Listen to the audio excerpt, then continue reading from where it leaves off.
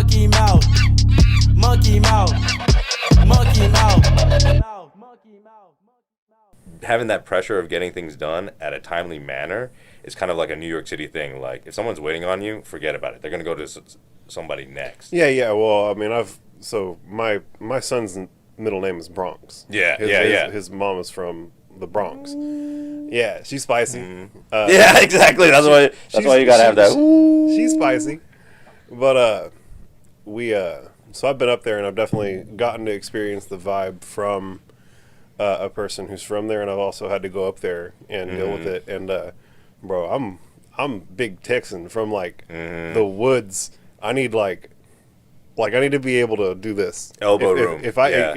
Like fuck elbow room. like fingertips, motherfucker. I'm on my space. I need my 3 feet. I need my 3 bro. feet. I need my fucking space, bro. Yeah. And that was not getting respected at all in New York. And I mean, that's why I wanted to leave. Honestly, like it was a weird thing where, yes, I wanted to be closer around my dad, so there would be no regrets in our last time together. It's beautiful. But at the same time, like, when you're coming from Queens to Manhattan and back and forth each day, that takes a toll on you because you're just like here and here with everybody else.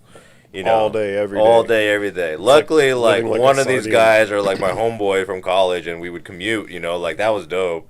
But we would still sometimes have to be like, in each other's asses. Yeah, make it creative.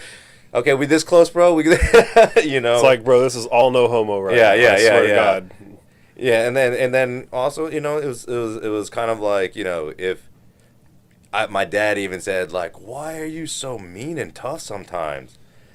I mean, he actually said that to me, and I'm like, Dad's like you said, if you got to be tough in the city, you develop leather skin, and then just sometimes there's just how you get it done and how tough you have to be to survive. Oh, you're just engaged into a certain type of mode in order to survive. I'm just in the mode, succeed. Mm-hmm. So one of the things that really struck Jen, the mother of my child, whenever we went back to New York to visit some family, is how rude everybody was, and she was like, "Dude, what is going on?" And the point that I'm working towards is that she had grown accustomed to Southern hospitality. Yes. And you don't realize, like, if you're from around here, you don't realize, like, how hospitable people are and how much of a thing, like, that is particular to here. Yeah, that was an adjustment. Like, even if you're just holding the door, right? There are, like, at least 5 or 6 people who just will still slide in, right? But nobody will even say thank you. That's a normal thing, See, there's this weird thing where it's down here, obviously, that's why I also chose to stay down here regardless of what happened, because cost of living, we can take it, right? You can, if you learn how to cook, plenty of produce and good food around. Farmers markets everywhere. Right, and then more importantly, the kids can be raised in an area where, it's really like being close to nature and also proper manners. I'm making sure even my son asks for HEB Buddy Bucks. There's please and thank you in that formula, right? Yeah. You have to make it automatic and like instilled, and just in busier places, it's kind of like the social contract is kind of breaking down. Yeah, right? they're too busy hustling. You have to kind of overstep what people would consider here normal boundaries in order to just get where you're going and do the things you're trying to do up there. And so it's just like we said earlier, a mode you have to be in to even get along up there. Yeah. So it's just a whole different vibe and a whole different pace. Yeah, like I only want to visit my friends. I don't want to fuck with nobody else. Like, right? Like, it's just, I'm going to go visit my friends. I'm going to visit my family. We're going to get some great food. And then we don't want to meet nobody new, Like, we're not trying to mingle at the bar or nothing like that.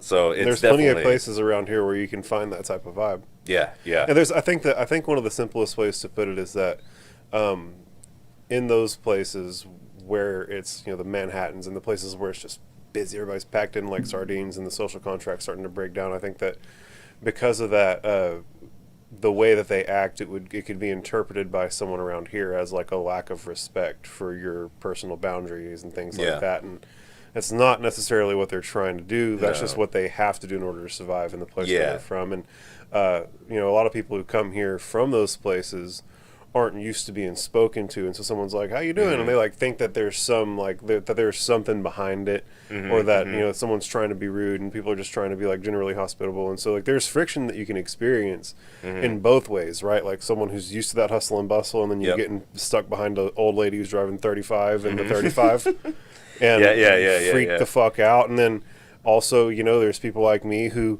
used to their space, and all of a sudden you're trying to tell me that I have to literally be bumping elbows with this smelly ass motherfucker on the subway. Like, bro, what's like? And hopefully, this subway doesn't have like a stop in the middle of the tunnel where you're just waiting, you know, for train traffic and stuff like that. I didn't experience any of that. Yeah, so I can honestly say that there were times when we got on the subway where it was really uncomfortable. But there were also times whenever we got on it where there was plenty of space. And we were able to ride around and check stuff out. And, like, it was neat.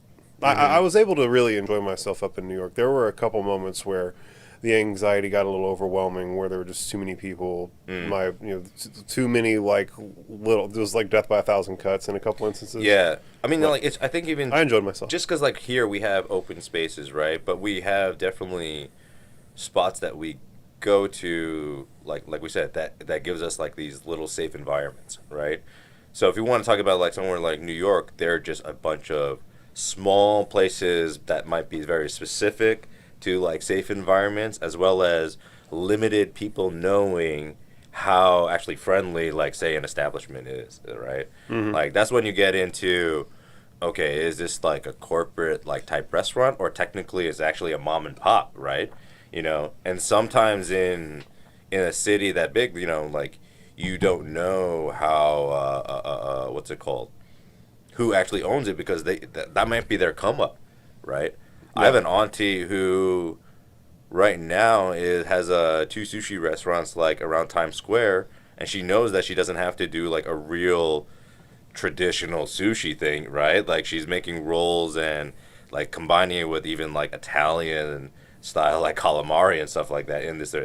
It's an interesting thing to just get it. Fun with it. So like, well, it's culinary. Some people don't have to like take it too seriously, but say a normal family, maybe someone from a restaurateur, right? Then yes, then you know those little safe zones. They're like, okay, they know where they come from, probably the day that they had, and then they get into, let me take care of you. This is my spot, and that's what I really like about New York hospitality.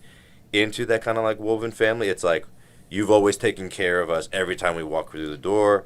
Let's share that. So I actually only found like that as that connection between the type of hospitality and view. You just got to like show that different light to help. Yeah, well, up there, they have social barriers, right? Like there are so many people who will do you wrong in so many different ways that you can't necessarily just be openly super hospitable to every other person. Exactly, so you develop trust. That's what I said, leather skin, you know. And once you develop that trust, though, you're like in that, like, no, you're in the nugget zone, bro. Like, they'll take super good care of you. You're in the family. Forever. Yeah. Exactly. I remember there is this, like, 24-hour Korean spot that basically does a lot of, like, nighttime soups and stews and stuff like that. Super easy, but it was, like, right next to where my train would have to be to get back into Queens. And I just remember, like, you know, you get the normal, like, little, like, small dishes as appetizers and things like that.